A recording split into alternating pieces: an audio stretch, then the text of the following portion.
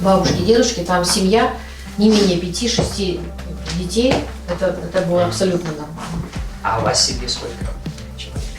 Мои? Я у мамы одна. А, вы одна? А, вы видите? Ну так получилось. Зато у вас... Зато да. Зато вот семья мамы моей, там тоже у них было 9 детей у бабушки. Ну вот осталось 6. Вот 6 бабушки с дедом подняли. И воспитание дали, Чуть-чуть сюда тогда. и образование. Чуть-чуть.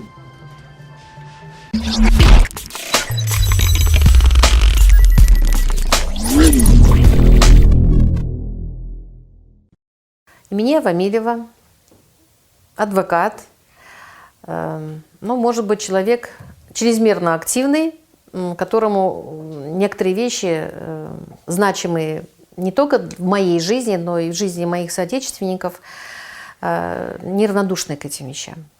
У меня замечательные родители. Это моя мамочка, она Чагым, Алла Саулығын берсін.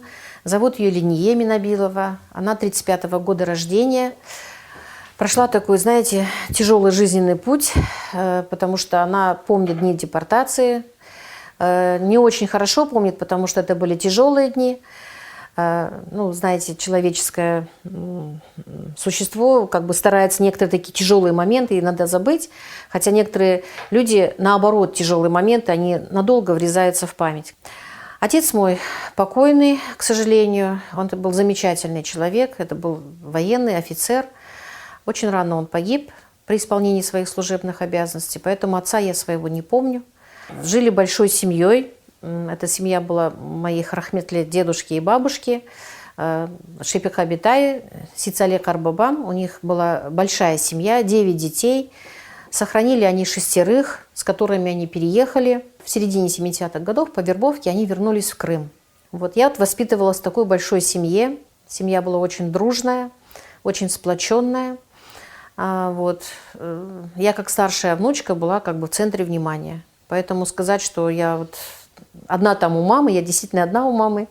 Вот. Я была одна на определенного момента, до определенного времени в большой семье в центре внимания. Поэтому хочу сказать, что для меня это было очень ценно, очень важно, потому что в меня вкладывали очень много любви. Для меня это было очень важно. Это заложило очень многое в моей дальнейшей жизни.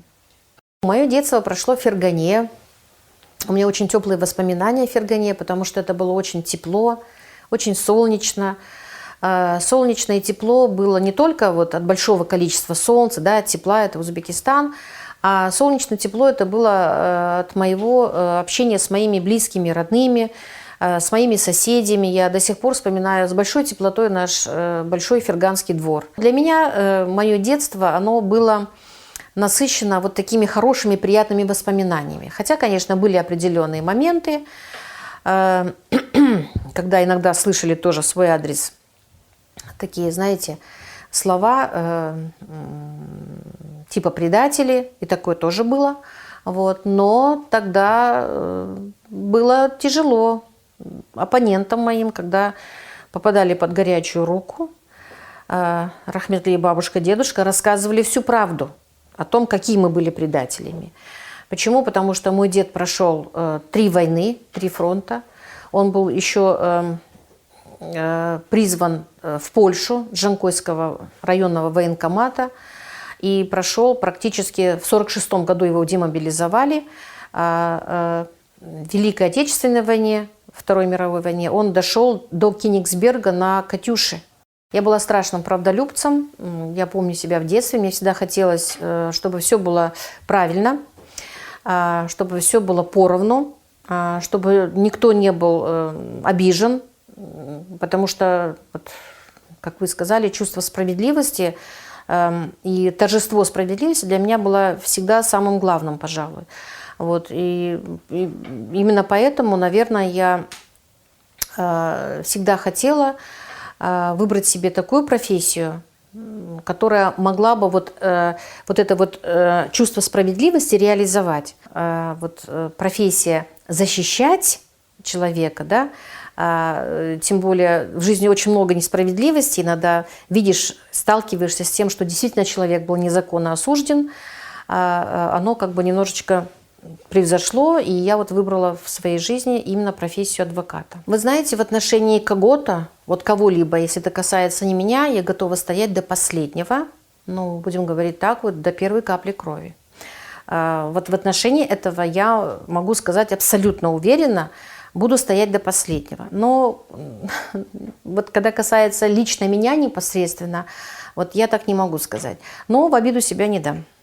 Да, я очень хорошо помню это время. Это был 89-й год, когда мы уже с семьей. В 85-м я вышла замуж, и 3 года мы прожили в Геническе, это Херсонская область. И в 89-м году мы вернулись домой, сюда, в Крым, в Симферополь. Было, конечно, жуткое сопротивление, неприятие нас, как крымских татар, неприятие, полнейшее неприятие. Вы помните, знаете, да, когда отказывались оформлять сделки купли-продажи домов, когда отказывались прописывать в этих же приобретенных за свои собственные средства домовладениях крымских татар. Но я уже не буду рассказывать предыдущую эпопею, да, когда бульдозерами сносили, выселяли, были повторные депортации крымских татар. Но вот в 80-х годах это было абсолютно, ну, как бы ощущалось, в воздухе витало, что мы должны отстаивать сами самостоятельно свое право на жизнь в Крыму. Конец 80-х, начало 90-х годов, это уже, знаете, был 94-й, 95-й, 96-й, 97-й года, когда, можно сказать, вы знаете, таким периодом такого романтического патриотизма, я его так называю, потому что, вы знаете, создавались общественные организации крымско-татарские, вот там Лига крымско-татарских женщин, Крымско-татарский молодежный центр, Ассоциация работников просвещения Марьевчи. Потом вот в 97 году мы создали Лигу крымско-татарских юристов. Вы знаете, это был такой вот, художники у нас объединялись в своей ассоциации. Даже помню, у нас была ассоциация крымско-татарских врачей ИКИМ. То есть была вот такая потребность объединяться всем, да, коллективно, для того, чтобы уметь отстаивать свои коллективные права. На протяжении 50 лет там, в местах депортации, умели сохранить себя, да, свои традиции, свои кулинарные традиции, свои религиозные традиции. Я имею в виду вот эти все наши ибадет ли Рамазан, мы смогли это сохранить. Мы смогли сохранить там самое главное, это свои языковые традиции. То есть мы смогли, вернувшись сюда после более чем 50 лет депортации, вернувшись в Крым, мы смогли это сохранить. Да, потом на определенном периоде времени мы это развивали. Да, у нас там открывались школы, у нас там создался там КИПУ, факультет для подготовки учителей, педагогов открывался. У нас вот, опять-таки объединялись там художники по профессиональному, там, возрастному принципу. Мы объединялись, мы это отстаивали, развивали. Но потом, я не знаю, что случилось, у нас произошел какой-то момент, когда мы утратили, а что же дальше? Да, вот мы здесь, в Крыму, а дальше какой у нас шаг? Мы немножечко потеряли свой дальнейший ориентир, национальную идею. У нас должна была сформироваться своя национальная идеология. Для себя лично я знаю, в чем формируется, для меня, как для крымской татарки, вот эта национальная идеология. Это суметь сохранить себя именно как частичку вот, крымско-татарского народа, крымско-татарского этноса, да, у которого есть абсолютное право на то, что он живет в Крыму, потому что в Крыму он состоялся как народ. Он имеет абсолютное право на то, чтобы его язык звучал не только в кругу семьи, но он должен звучать и на другом уровне, потому что это государствообразующий народ, крымские татары. Мы в другом месте не сформировались как народ. Для меня лично это понятно. К большому сожалению, вот этого не стало для других крымских татар. И поэтому сегодня с достаточно большой легкостью мы почему-то очень легко переходим на доступный русский язык. Мы с вами сейчас общаемся на русском языке, но я понимаю, что мы хотим, чтобы нас услышала большая аудитория, и не только крымские татары. Мы с легкостью утрачиваем свои национальные традиции. Пусть даже вот в организации проведения свадеб, да, других там ритуалов, которые были свойственны только крымским татарам. Например, вот там при рождении ребенка, да, определенные были ритуалы, или там при сватовстве и так далее. Мы сейчас уже это утрачиваем. У нас почему-то сейчас стало каким-то определенным фетишем, кичем делать огромное количество там больших коробок, да, вот в момент там, сватовства, никях. Но самое главное, суть, да, вот этого действа, оно действительно таинственное действие, оно действительно волшебное, мы его утрачиваем. То есть у нас получается, мы после купания выливаем воду, а вместе с ним и ребенок уходит. Большой пробел, большой минус в том, что мы, утратив, вернее, национальную идеологию, национальную идею, мы утрачиваем самих себя. То есть мы сами себя уничижаем. Мы теряем самое главное, мы теряем осознание того, что мы крымские татары. Для меня это очень болезненно, это очень больно видеть, осознавать, что люди сегодня теряют свой язык, теряют свои традиции. Мы всегда говорим при встречах с родителями, когда пытаемся убедить их, что сегодня самое главное – это в наших руках. В части сохранения языка это просто нужно написать заявление, когда вы отдаете ребенка в детский сад или там в школу, на то, чтобы ваш ребенок обучался или воспитывался на родном языке. Это совершенно легкий и простой шаг, но это настолько значимо для нас. Но люди почему-то этого не понимают. Жалеют себя в первую очередь, жалеют своих детей, думают, что это будет большая нагрузка для его образовательного процесса или воспитательного, хотя это очень большое заблуждение. Люди почему-то перестали сопротивляться трудностям. Люди ищут легких путей, люди ищут комфорта, люди ищут какой-то гармонии с самим собой, но не в части того, чтобы достигнуть чего-то, а в части, чтобы приспособиться к каким-то более-менее удобным моментам. Я сторонник, будем говорить, такой вот идеи Кырымда-Яша. Я для себя лично, уже по достижении своего возраста, своих лет, я прекрасно знаю, что я из Крыма никуда не уеду. Я не хочу уезжать из Крыма, потому что я знаю, что Крым – это мой дом, это моя семья, это мой дом в прямом смысле, да, я здесь живу. И я очень хотела бы, чтобы это было домом и моих детей. Но то, что вот вы говорите, отток молодежи сегодня из Крыма, он есть, он, собственно говоря, и был предсказуем, он был ожидаем, и это выбор каждого человека. Это выбор каждого человека. Здесь каким-то образом держать за ноги, оттягивать их путем насаждения. Ты должен здесь быть, ты должен быть патриотом своей страны, своей родины. Только выражая о том, что ты здесь живешь, может быть, это не есть правильно. Мы же знаем очень много реальных примеров из жизни, когда очень большое количество крымских татар провозглашая тем, что он крымский татарин, гордится этим, он является достоянием какой-то области науки, искусства, я не знаю, всемирно известные люди. У нас таких примеров очень много. Но они не все живут в Крыму, не все могут себе это позволить, и не у всех такая возможность есть. Может быть, у кого-то и нет желания, но вместе с тем крымские татары, они звучат. Нужно единственное, что это суметь вселить в этого молодого человека, девушки, чтобы где бы он ни находился, какой бы отрасли он себя не проявлял, чтобы он никогда не забывал, что он является крымским татарином. Вот эта крымско-татарскость, она должна быть в человеке заложена изначально. И это, конечно, очень много зависит от семьи, насколько они вложат это в этого своего ребенка. Да, очень многие, я понимаю, я знаю, что многие мои знакомые, окружения, у кого дети учатся за пределами Крыма, учатся в Европе, они, конечно, понимают, что не все вернутся в Крым. Не все вернутся в Крым, потому что они понимают, предполагают, что там будут открыты более такие широкие перспективы, что для развития дальнейшего, возможно, и профессионального, творческого, конечно же, Крым будет маловат, но мне кажется, можно быть и великим врачом, великим художником, творцом, и живя в Крыму. К межнациональным бракам я отношусь достаточно, будем говорить так, лояльно. Даже не лояльно, а с пониманием.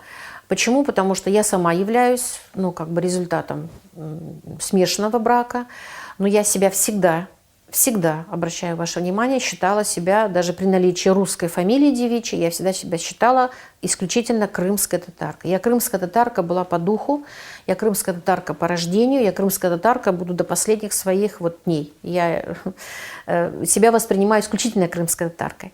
Поэтому одна из дочерей моих, она тоже замужем, не за крымским татарином, у меня 4 дочки. Конечно же, она, когда озвучила о том, что она хочет выйти замуж, когда я узнала, что он не крымский татарин, человек говорил о своих чувствах. Это мой ребенок, моя дочь, наша дочь. И мы не имели права препятствовать выбору, зову ее сердца, ее души. Здесь дело в другом. Да, возможно смешанные браки. Сегодня вы сами видите, знаете, что процент смешанных браков резко возрос. Я объясняю это тем, что возможно влияние семьи каким-то образом, может быть, нивелировалось. Я объясняю это тем, что окружение, общение, конечно же, интересы и, конечно же, общая такая, знаете, влияние того, что происходит вокруг, это все имеет на это влияние. Но в смешанных браках всегда главное, опять-таки, вложить в семью часть себя, да, часть своей культуры, своего народа, к которому ты себя причисляешь. Если ты этого не сделаешь, то тогда я думаю, что это будет обречено на полное растворение. Мне всегда хотелось, чтобы моя семья была большая. Так получилось, что первых своих 2 старших дочерей у нас получилось, они погодки одна за другой. Потом был период, когда шел процесс возвращения сюда, в Крым. Немножко был сложный период. А потом уже был такой второй всплеск. Уже тоже у меня подряд родились еще 2 девочки. Конечно же, мы с мужем, с Нариманом, очень хотели, чтобы у нас был сын. Но так сложилось, что мы стали родителями замечательных 4 дочерей. Но зато сейчас наши девочки, наши дочки, машаллах, одна из старших дочерей, у них 4 детей тоже, у второй старшей дочки 3 детей, у младших еще по 1, но я надеюсь, что количество наших внуков, оно, естественно, будет дальше расти, потому что дочки тоже выросли в большой семье, они видели, что большая семья – это есть очень хорошо, это взаимопонимание, это поддержка, это очень теплые, добрые отношения. Вы знаете, большая семья – это всегда хорошо. Потому что дети, глядя друг на друга, они смотрят, даже те качества, которые ты, может быть, как родитель хотел бы им вложить, они перенимают друг у друга. Вы знаете, в больших семьях нет жлобства. Извините за такое слово, да? Нет такого знаете, жлобства. Всегда делятся друг другом, делятся, будем говорить так, корка хлеба пополам. Потому что хотят поделить, чтобы и старшему попало, и младшему. Мне это очень нравится. Поэтому я всегда, как вам сказать, очень по-доброму отношусь к людям, которые с большим удовольствием, мне нравятся семьи, большие семьи, когда хотят еще родить. Дорт Базнакуртараджак это просто замечательно. Но я так полагаю, что в сегодняшних условиях нам надо уже немножко переставить не Дорт, а уже Беш Базнакуртараджак, потому что те условия, в которых мы сегодня оказываемся, мне кажется, нам нужно увеличивать в части демографии, в части рождения крымских татар, количество, которые живут в Крыму. Вы знаете, да, я была достаточно строгой мамой, так же, как и строгим преподавателем, но, как мне кажется, честно вам скажу, я по натуре добрый человек, и мне кажется, меня как мои дети раскусили, так в свое время раскусили мои студенты. Но, тем не менее, теория государства и права, которую я преподавала, я считалась одним из таких строгих преподавателей. Студенты многочисленные, выпускники, вернее, которым я встречаюсь, очень часто говорят: Эмине Родионовна, вам огромное спасибо за то, что вы нас все-таки заставляли учить самые основополагающие там, определение, то, что вот дало нам определенное вступление в профессию. Нам это пригодилось и в дальнейшем, когда мы учились, и уже когда мы стали работать. В отношении детей хочу сказать, что старались я держать их в строгости. Сегодня мои дети говорят мне «сагулыңыз, за то, что у нас все-таки держали в строгости. Нам это действительно очень помогло в нашей жизни, и теперь уже в семейной жизни тоже очень помогает. Самый главный совет – это почитание и уважение родителей прежде всего, поскольку, как мне кажется, если это будет, ваш супруг оценит по достоинству вот ваше это качество. Потому что, мне кажется, самое главное в жизни у любого человека – это уметь видеть другого человека и уметь видеть его именно самое положительное, и таким образом культивировать это. Потому что люди, вы сами знаете, очень многогранны. В любом человеке можно найти сколько хотите изъянов, на этом играть, и можно вот просто все разрушить, все поломать. Поэтому для меня в моей жизни – и в жизни профессиональной, и в семейной жизни это должно быть уважение. Если не будет уважения, то тогда не будет ни любви, и другие эмоции, другие чувства, они тоже не будут. Я последний раз не смогла сдержать слез, я их попыталась скрыть. Это было одно из судебных заседаний. Я сейчас говорю, мне уже подступают немножко слезы. Это было заседание при избрании меры пресечения одному из моих подзащитных. Это достаточно молодой человек, достаточно молодой, у которого жизненный путь только начался, но, к большому сожалению, он сейчас находится в Симферопольском СИЗО. Когда была такая возможность, уже в зале судебного заседания, он взял руки своей мамы, их обнял и поцеловал. Вот это меня очень сильно тронуло. Это, наверное, было одним из таких моментов, когда такие вещи трогают, конечно. Да, тут уже подступило все. Секрет женского счастья, вы знаете, это, наверное, в любви, во внимании к тебе, к твоей персоне. Потому что женщина, она должна купаться в любви, купаться во внимании. Это не обязательно быть должно внимание мужчин, хотя это абсолютно естественно для женщины.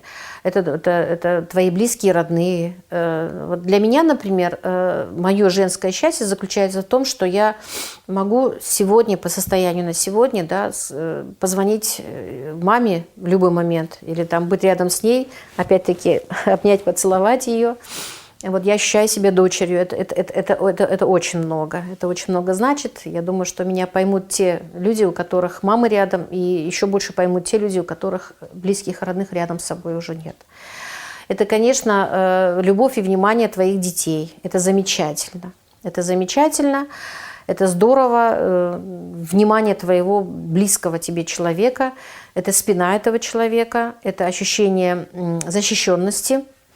Это ощущение того, что за тебя кто-то сможет всегда заступиться, несмотря на то, какая бы ты сильная женщина ни была. Сакраментальная фраза, что сила женщины в ее слабости, но это так на самом деле и есть. Это так на самом деле и есть.